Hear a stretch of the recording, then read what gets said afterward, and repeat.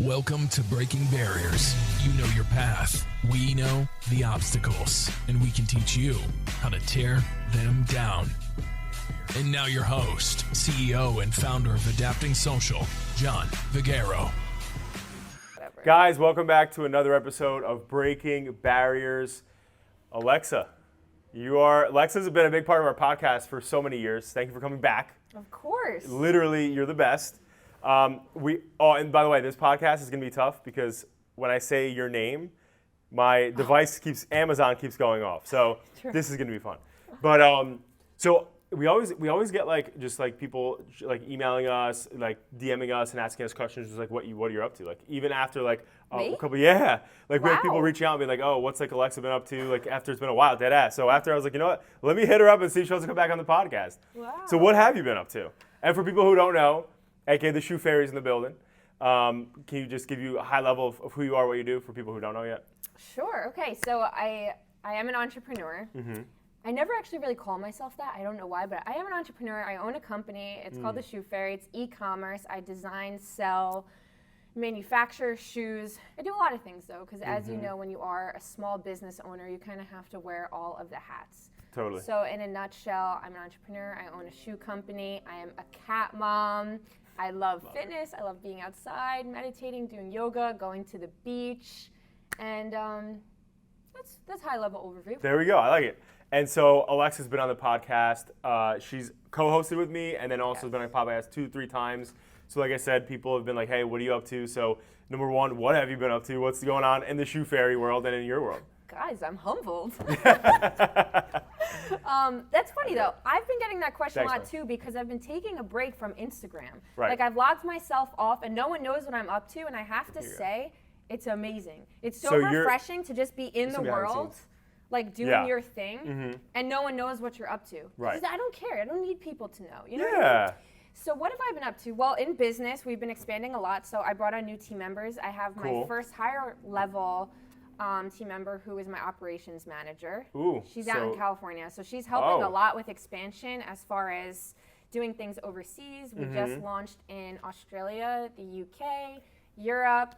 We're setting up for Amazon, FBA. So we're going to be shipping. The shot's got to be getting ready soon, Billy. Not yet though, but soon. We're getting there. The shot wheel's amping right now. You guys, I asked for the shot to be chilled. We just put it in the freezer. John's getting excited. I'm literally the worst. So I literally always have that just sitting on there, and everyone's like, "Can you make it colder?" I'm like, "No." Yeah. But for you, I'm gonna put it in the freezer. So anyway, so that's exciting. So multiple country. There's a lot of expansions. Good. So I designed my own line of heels, and I've been coming out with new styles. I'm coming out with a brand new line, and it's the first line that's available to pretty much the masses. It's a nude type of heel line. So for those who don't know, the heels that I actually design and sell are clear, transparent high heels, mainly for the bodybuilding industry. Right. However, the comfort and quality of them has caused such a stir that I see there's a need for people to want a nude version, something that's a little more justifiable to wear out. So I'm working on a completely new line. Wow. It's called Naked. Fashion. Pretty much. It's called Naked by the Shoe Fairy because they feel like you're wearing nothing. I love that. That's fucking badass. So comfortable. We have 4 different shades of nude for different skin tones. It's going to be amazing. So pretty much I'm working on tons of expansion in my business, and in my personal life, I've really actually been doing the opposite, and I'm trying to pull back. Right. I want more time in life and just doing the things that make me feel good and not being so busy all the time. Right. So that's why I just logged off of Instagram, and I'm just really kind of doing the things that make me feel good and just trying to bring myself back to life so I can give my best. I love that. So I want to unpack that. There's a lot that just happened in that sentence, and there's a lot that I want to unpack for the people listening in. So number one, let's start with, first off, congrats on your expansion, on your new team members. Super exciting. Thank you. It's not easy to find good people. And it's also not easy to go into multi-country, right? So congratulations, that's fucking awesome. For people out there that are watching this, because you've been at this for 6, 7, almost 8. 7 years. Yeah, so September 7 years. Will be 7 years. Right. So a lot of people who probably I'm sure some people who are asking, what's going on or whatever, or even the people who are going to watch this and go look at Shoe Fairy or whatever, a lot of times they kind of meet, they're going to know who you are now being where you are 7 years later, not when, back 7 years ago when you were just getting started, had the shipping container crazy issues, all this stuff that happens, right? Yeah. So congrats, because I know it's been a journey to get to that point, and there's Yes. so much that you're still going to do, which is amazing. Yeah. So secondly, so you talked about doing like a social cleanse, right? So so I get that you want to unplug, pull away, whatever, but what does that mean? So are you like only socialing through your business account? Are you like totally not on any social media for personal? How long is it going to last, and why, really? So, of course, my business socials are still going as normal. Yep. So the only thing I actually do on the Shoot for Instagram is put the posts up. My marketing employee actually does everything else. Got it. So I'm still on the Shoot for Instagram, but as far as I'm not on anything personal, and it's what triggered it was actually a quote. I read this quote, and it was saying something about how real life is the people in front of us. It's the people we love. It's not all of these like perfect selfies. It's a really profound quote. I wish I had it in front of me to read it to everyone, because it made me think, wow. At that time, this was a couple months ago, I was just going through a lot. I had a really major surgery and a lot of complications after the surgery. My health was just like, has been taking a beating for like a year and a half. The business in the beginning of the year was going through a lot. Like I was really going through a lot. Right. And I looked at that and said, you know what? I need to be present. Like I need more clarity. I need to work on myself. I can't work on myself if I'm just watching everyone else's life. Totally. And I think it's something important for everyone to think about how often we make it a habit. Like we stop at a red light. What do? You click on it, you're watching people's stories or scrolling, you're going for a walk outside. What are you doing? You're scrolling, you're sitting at a doctor's office. What are you doing? You're opening up Instagram or something. Oh my God, and I realized we never sit with ourselves anymore. Right. Like we don't just sit and allow our heads to be clear. Right. And so this whole like past couple of months has just been allowing space and clarity for my mind so that I can just kind of like figure myself out more and my wants and desires and feel good and like be present. Yeah. Like being present in all of the moments has made such a difference that like I have logged back onto my Instagram and I'm like, I hate it. Well, you know what? I hate it here. Yeah. Well, you know what the interesting thing is? So I've done something similar, right? So in the past, I probably twice in my career and since I was a younger person have done a social cleanse where I just like exited the platform, right? And you always obviously inevitably find yourself going back to it no matter what, because that's where the world now lives, information lives. We know where our families are doing, we know what our friends are doing, blah, blah, blah, right? But I think what makes social media toxic from a personal standpoint, and it's literally like I did this, what I'm going to tell you about probably last quarter, which is like 4 months or so ago.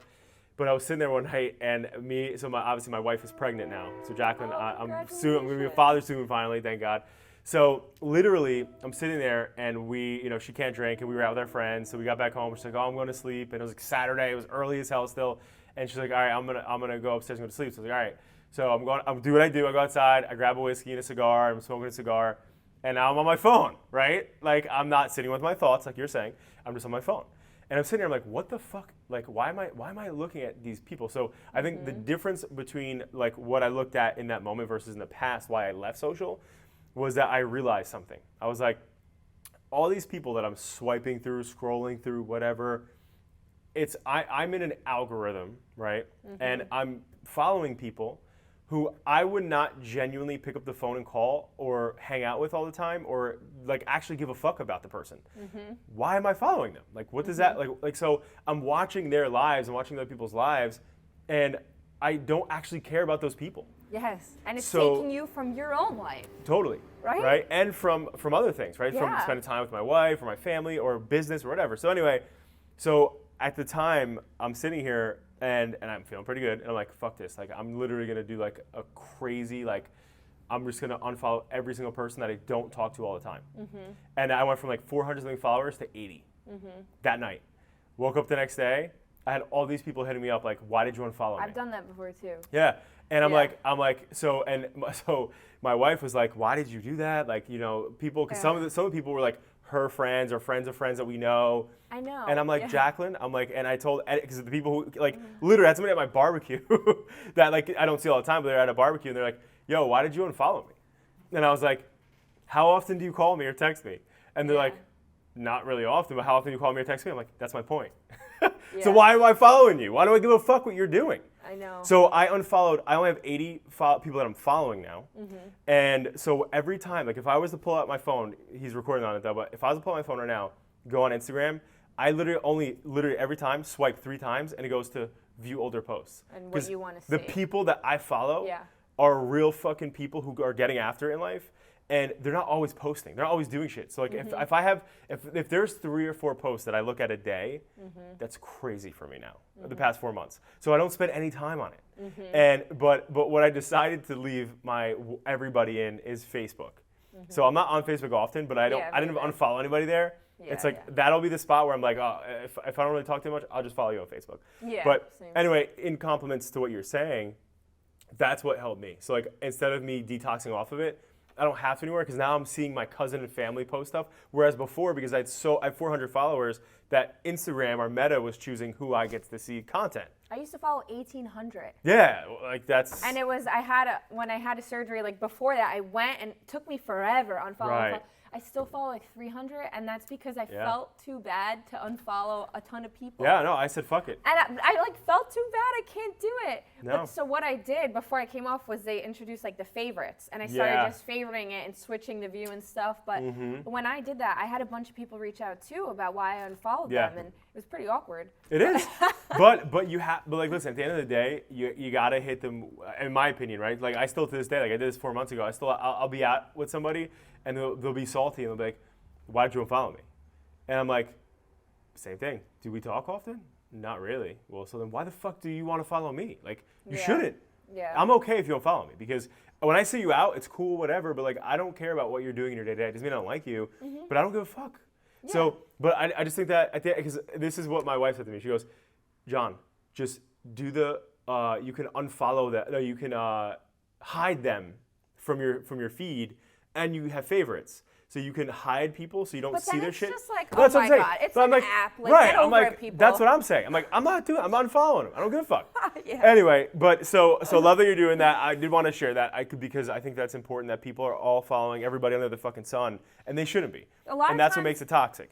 People, like, you need to evaluate where you're at in life and where your focus needs to be. And for me, it's been my focus needs to be on myself. Yeah. Like, I just turned 32, and my goal was I wanted to just enter this new decade of my life, be in the best place possible, be in the best spot, headspace, all of that. And you just can't do that when your focus is all over the place. Right. So it's just picking, like, just put yourself and your focus on you. Yeah. It's okay. Yeah. No one needs to know. Wait, you're 32? 30. You just turned 30. Okay. Yeah. I thought you said you just turned 32. No. I was like, I'm turning 31 this year. I know you're older than me. I was like, what the hell? Okay, but no, so first off, love that, and I think that's so important. And I love what you're doing it for your mental health. So that's so important in your own life, in your own, like, all that good stuff. So that's awesome. And so shifting gears, we have to celebrate. Billy, let's fire up fire up the Kamoti, Billy. The birthday shot. The birthday shot. We're doing it. Do you mind grabbing it from the freezer? Sweet. Small, just in case. Yeah. So don't make any funny faces. And then I think the cups, the little shot cups, are up on top too. No, I put it in the fridge. Yeah. Hopefully it's cold by now. I don't know if it's gonna be cold by now. You're the man. Love it. And then the cups, whenever you have a cigar, are on the top. I hid them behind that thing, the little shot cups. All right, so boom. Oh yeah. This might be too cold now. No. All right, so we're doing Kamoti. Let's go. Everybody that knows that this is a company I invested in, but it's amazing. So right now, just side note, we're like in all the major bars, liquor stores. We just did a deal with Costco. Ooh. We did a deal with Barstool. So it's blowing up right now. We're super excited about it. And for birthday, and also obviously for the success of getting into new countries, we were gonna do a little shot. Boom. Oh, nice. Here we go. All right, so you wanted a big shot, you said, right? No. Just kidding. All right. So, and you got to give me honest feedback too. Okay. Live on cam. Yeah. So you tell me when to stop. No, stop. Keep going. I'll do it. A little more. Oh, okay. Yeah, that's good. Okay, cool. Boom. Sweet. I don't know why today feels like a Friday. Maybe every time Alexa's here, it feels like a Friday. Yeah, kind of does. I don't know. I gave myself way too much. Okay, here we go. So, cheers. Cheers to keep making moves and to health and not following people we don't fucking give a shit about. Oh, that's delicious. Yeah. Honest to God, that's delicious. I could drink it just on ice. So, but some people do that. That's amazing. So, wow. So it is way better That's cold. really. What are we in college? I never, Warm shots? I know, I never actually have it fucking cold. You guys time- who's listening, John just takes it out on do. top of the fridge, and I said, well, are we going to chill it? You're the first person I actually chilled it for. So I literally, anytime I'm out and I'm actually like giving it out or doing whatever, like for on the boat and stuff, I never have it cold. I think this is actually the first time I've ever had it cold. I'm not even kidding. It's so much better, right? It's amazing cold. Yeah. You can't Wow. drink warm alcohol. I Wow. don't care what it is. Yeah. But so what did you think? That, honest to God, that's amazing. You like it? So I this- would go out I'm gonna there. I'm gonna give you a bottle before you leave. I'll 100%. Yeah, I'll give you a bottle just so you have one. That's really, really good. Thank you. That's great. So okay, back to us. So first off, love it. So one thing that I really love about you that I wanted to share with everybody because I think it's important is that I feel like you're really good at being like a student/learner. Like you always want to absorb. You're always asking great questions. Like you're always out there trying to learn. And I think that not enough people do that. They're scared to ask or they don't want to go whatever and get out of their comfort zone, to DM somebody or like I love when you see people do the book giveaways, right? So Alexa comes in and she's like, "Hey, do you like Ed Milet?" I'm like, "Yeah, obviously." And she's like, "Boom, here, this is for you." And I was like, "Oh, that's amazing." She's like, "I have 250 of them." And then she tell them about what this is all about, though, because I want to dive into that. Okay, so Ed Milet, you guys can just look him up, do Yeah. your own research, but I do love him, and I've been listening to his podcast for years. So he was coming out with a book. Of course, I went on pre-order to support. I knew I'd want to read it anyway. And he was doing an event, and he said, for anyone, if you buy 250 books, so $6,250, if you buy 250 books, 100% of the proceeds go to the families in Texas. This was after the school shootings. Wait, clarity. So 250 or $6,000. Yes. Cool. Okay. And all of the money was going straight to the families in Texas. On top of that, so on top of donating that money, you then get to spend a day with Ed at his house. And that Wow. was all the info they had. And I said, whoa. Plus, knowing he would have his other friends who were speakers that I love too there, I'm Fuck like, yeah. oh my God. Yeah. So I did it. My That's boyfriend and I it's both said, let's do It's it. a no-brainer. Yeah, so we bought the 250 books, and now they got delivered yesterday. So we actually have 500 total, and so I'm plotting like what I want to do with it. So I just reached out to 2 teachers in 2 different Jackson schools Wow. that I have connections with for us to go speak in their classes, hand out the books. Fuck yeah. And I'm figuring out my plan because I really want to use this as a tool to make a difference, like in my own world. But Yeah. the book, the whole premise of everything he's about and talking about is just pretty much like one more in everything. So it's like to your point that you're saying It's max out. that people are scared of sending a DM or getting out of their comfort zone, but it's always that one thing when you go like one extra mile, one more minute, one more of something that's going to compile and compound over time and make all of the difference. Right. So that's pretty much. But I love that because he always talks about that. Like even I remember following him back in the fucking 6-7 years ago, and even early days, like when he was always was talking about max out, and when he was doing like workout things, he'd be like one more rep, and I think that's the one thing though, and it's about going over, not under, right? Like a lot of times, like the standard, like for people who work out, it's like if you're somebody who's just averagely working out, it's like, all right, normally it's you do 10 reps or 12 reps, right? Or 3 reps of 10 or 12 or 16 or 15, whatever. And it's like, but the mentality of people who just do what you're supposed to do get average results. It's the person who does that one more or that 10 more or whatever, You hear so many stories in Yeah. different circumstances. I mean, there's different chapters of how you apply one more. Right. So one more shot. one more shot. What? You know what? This is a great example. Yeah. You guys, one more shot is Right. going to do what? Right. Get me more drunk. Right. And but that's the thing. When you do Right. the one more, you're Right. getting more of the Right. desired result. Correct. No matter what it is. So No matter even what. like there's a chapter of one more question. Yep. And it's going over like the scenarios of like asking yourselves or the people around you like the right questions, and he guides the reader through everything. But it's an Right. amazing book. No, I'm excited to read this, and I really appreciate you for it. But the point that I was bringing up there, though, was that like, so you're so good about going out there, and I just wanted to know like your mentality, right? When you're going and like you're doing the research and like you're asking the questions and you're asking people, X, Y, Z about business, about this, about that. Like have you always been that way? Is that something that like you like just developed, or like fuck it, I'm just gonna go ask people, or like dive deeper and like try to learn? Like how did that come from you? Were you always that person? Yeah. So you've just always been that way? I would never say I was always an entrepreneur. I was always who I am today. No, I've developed into this person. Right. But it all makes sense. Like when I trace it back, I've always been a leader. I've always been the one taking charge. I've always been the one trying to be better and get better and do the best in school and been very hard on myself. Like I've always had that in me. Right. And what it transpired to into my adulthood is that just innately I've become that person now. And so it's almost like I've established doing one more at a young age, and it compounded and kind of made me who I am today. So it's just as a part of who I am. Like when no one's watching, when there's no social media stories, you don't know what I'm doing on my Instagram stories. I'm getting better. I'm doing the same shit but more, but no one's watching. Like it's just who I am. Right. And so it's really respectable though, and I love that. What advice would you have for somebody who is like, let's just even put it like to, there's a young girl out there who doesn't know what she wants to start her own thing. Like, what advice would you give like yourself essentially, if you can go back 7 years ago and talk to Lil Alexa, didn't work, but Lil Alexa back then and be like, hey, like what advice would you give to yourself going backwards right now? So little Alexa always had it in her.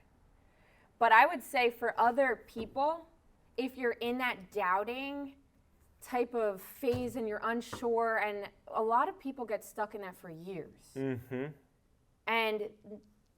But they don't do anything to change it. Right. And that's what bothers me with people when they complain or they want to do something and then you talk to them 2 years later and it's the same thing. Right? And nothing changes.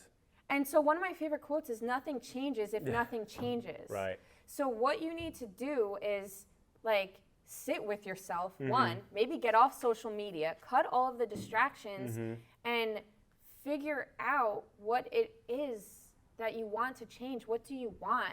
Dean Graziosi, who's one of Ed Milet's friends, has a great thing exercise he puts people through, and he says, ask why 7 times.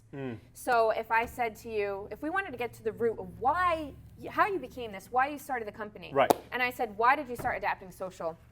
You would give me one answer, and we did deeper. I'd say, why? Then you'd go back. And you'd keep whying it to get to the bottom of something. Right. So I think people need to really get to the bottom, to the root of everything. They need to figure out what needs to change and make sure that you're in the right environment, you're in the right headspace, you're doing the right things, you're surrounding yourself with the right people. Like all of that I think is like a big fundamental, like building the fundamentals. Yeah. Well, I think first off, that's fucking awesome. That was so good. She said she wants one more shot. We'll think about it. But the whole thing of that, what I love though, is that when you really take that down, right? Because I have so many people in my life that I know that literally complain. Yeah. And I have a rule, right? I like the seven rule. I love that. But I have a rule that I created actually because adapting social, early days. And when somebody came to me, they're like, oh, fucking Billy, every time he comes here, he's always sweating, right? Billy, whatever, right? And I'm like, okay, did you talk to Billy? And if somebody's like, well, I don't know what to say. I'm like, I will go talk to Billy. It might be uncomfortable, go talk to Billy. But then if they did or didn't or whatever, and then it came back again, I'd be like, what are you gonna do? Like, maybe try this. Then I eventually had this one rule, because I had this one situation that I can't bring up in work, that I got so fed up that I was like, do you know what? You've complained about this too many times to me that now I can't hear it anymore. So either you go fix it or you can't talk to me about it. So I have a rule now with my executive team, the people that work with me, that when they complain about something or if they have an issue with something, that you have one chance to bring it up to me and we'll talk about it. And if you don't take action on it, then you can't talk to me about it anymore. That's great. And that's it. So it doesn't work with my wife. I tried it everywhere. With my wife, it doesn't work. She's an exception. But with my friends, even I try even with my family to do it with my brothers, and it really forces people to understand that action is the only thing that changes life. Yes. And a lot of times we sit there, it's like, I have so many people too that say, oh, this is going to be the year I lose the weight and I get in better shape and I do this and do that, whatever. And And it's like, okay, good shit, you know, because you want to motivate them. But secretly, like, I know this bitch can fucking do this shit. And, you know, boom, a year goes by, you know, what happened? Oh, you know, I had work, you know, this happened, my friend got sick, this person, you know, died, this happened here, this went there, blah, blah, blah. And I'm like, damn, that's a lot of shit. But what does that have to do with you working out? Or like the goal that you had? Like, you know, like there's so many, and going back to what you were saying earlier with social, how many times are we just sitting there aimlessly swiping a day that we can equate that in a week? Now we have the thing on our phone, it tells us screen time. A lot of people have 15, 20 hours a week on social media. You couldn't go work out for an hour? That's crazy. You know? So I think at the end of the day, and this is me and Billy just did a Motivation Monday earlier in the day, and I was talking about fucking massive action. Massive action. That's the only thing that matters is massive action. In life, people, I know really smart people that will do circles around me in academia, right? Or they'll do circles around me at like math, do circles around me on other things. But they'll have the best fucking ideas, but they just don't execute. They're always waiting for the perfect moment. Or, you know, this doesn't add up. It's not the right time. It's never going to be the right time. And the one thing I wanted to just say on that last note is that, so the Altman brothers on $1 Million Listing, they have this quote. Yeah. So the Altman brothers, you know, they fucking have a quote that blew my mind that I love, but it's ready, fire, aim. Oh yeah, I've heard that. You know? Yeah. Instead of ready, aim, fire. Because people spend too long stuck Waiting. aiming. Right. Like you're waiting. You fire and then you adjust your aim. Correct. You know, it's like that, but you should do that in life too. Yep. You know, if a fucking, you know, I'm gonna go down a rabbit hole, but you know, so at the end of the day, it's taking massive action that people need to fucking do. So it's awesome that you're doing that though.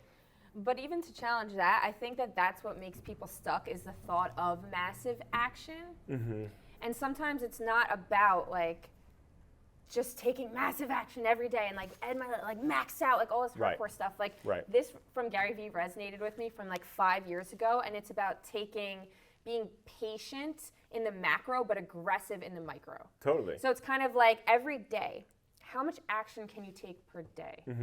And you know, you need to be as aggressive as you can every day, but in the long run, just be patient with it. Right. And a lot of times too, it's like what we said, sometimes it's just the one more, like just to get you started. Right. I think people just get so overwhelmed that they need to do so much or they need to know everything. Like get started and build your momentum and get in the groove, you know? Right.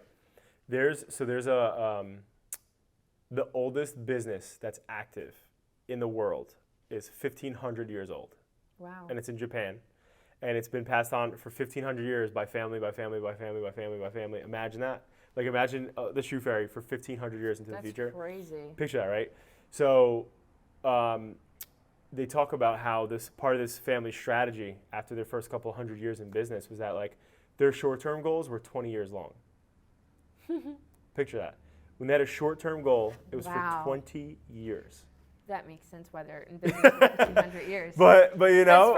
For me, 20 years, oh my God. I'm like, that's 20 like years. Long term, you know? We're both going to be 50. Yeah. Oh my God. So I just think that it's said well. The thing that I love and also but don't love about Gary Vee for people like who are younger, right? Like younger people, like I don't even say like Billy's age, right? Who's interning, is that a lot of stuff that he says is not like put in practice easily. Like you and I understand what he said because like we're grinding every day, getting our asses kicked every day in different areas. But for somebody, so like I just want to adjust that because it's such a beautiful saying for somebody who understands that language. It's like Chinese to other people, right? If you don't get it, if you're not grinding. So having patience in macro and being aggressive in micro could almost seem contradicting to somebody who doesn't understand the difference, you know?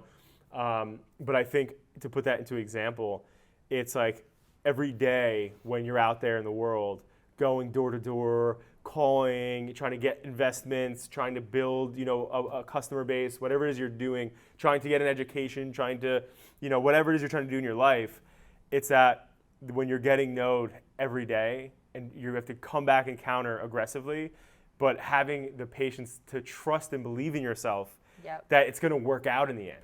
That's, you know, the trust and belief. The trust and belief, but in yourself. Because you know what's funny? Like if somebody were to ask you today, right? I'm gonna ask you today. So how did you get here?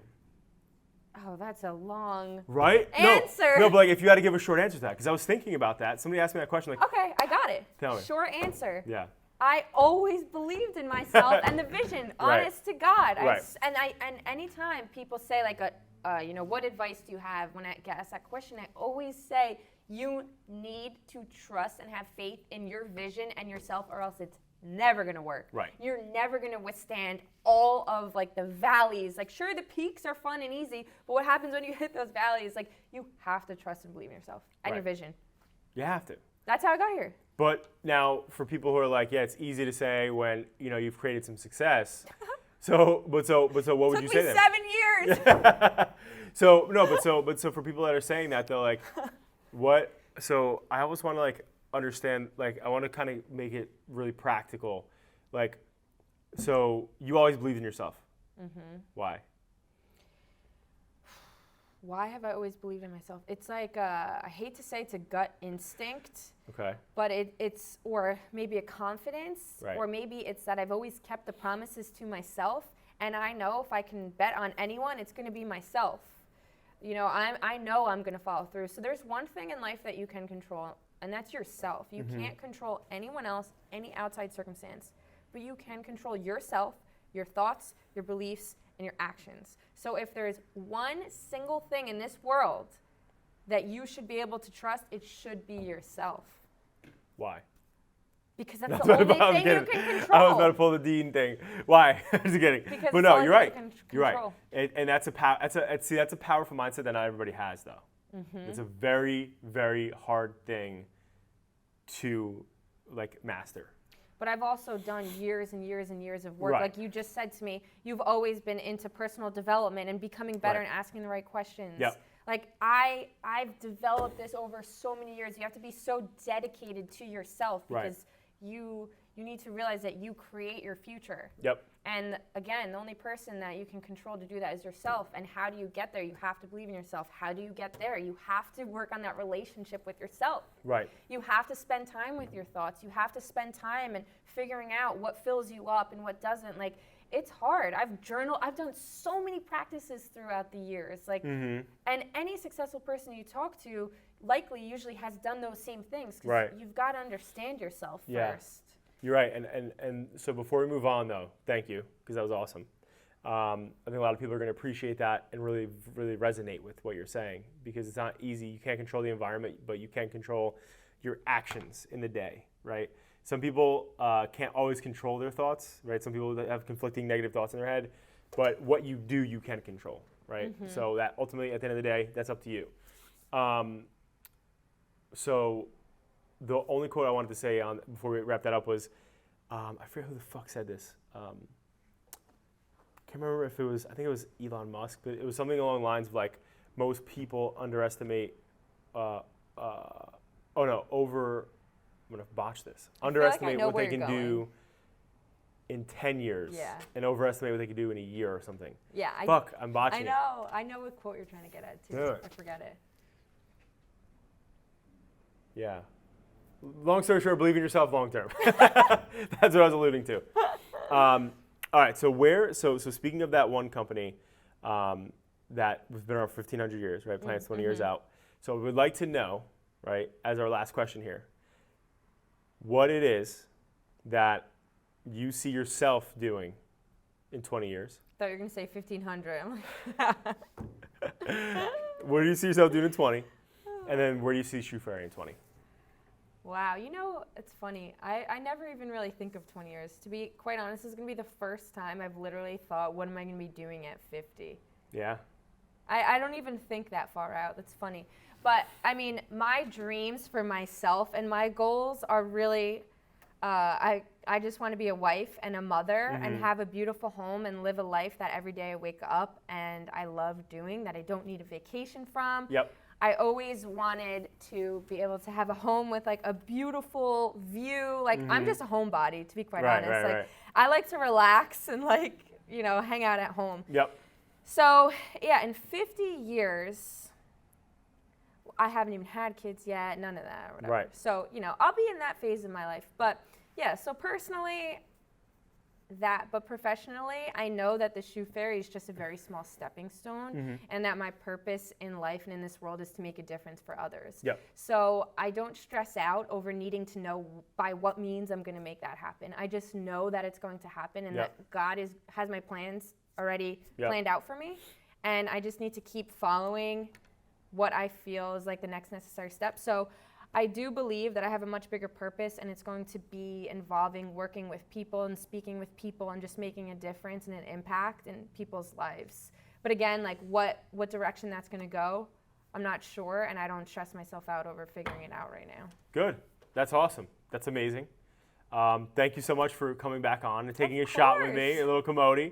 For people who are like, where can I follow you, engage with you, or where can I follow Shoe Fairy, website, blah, blah, blah. Plug yourself. So the website is shoefairyofficial.com. You could just Google the Shoe Fairy. The Instagram is @theshoefairy_. I do have a personal Instagram @AlexaStimp. I'm just not on it right now.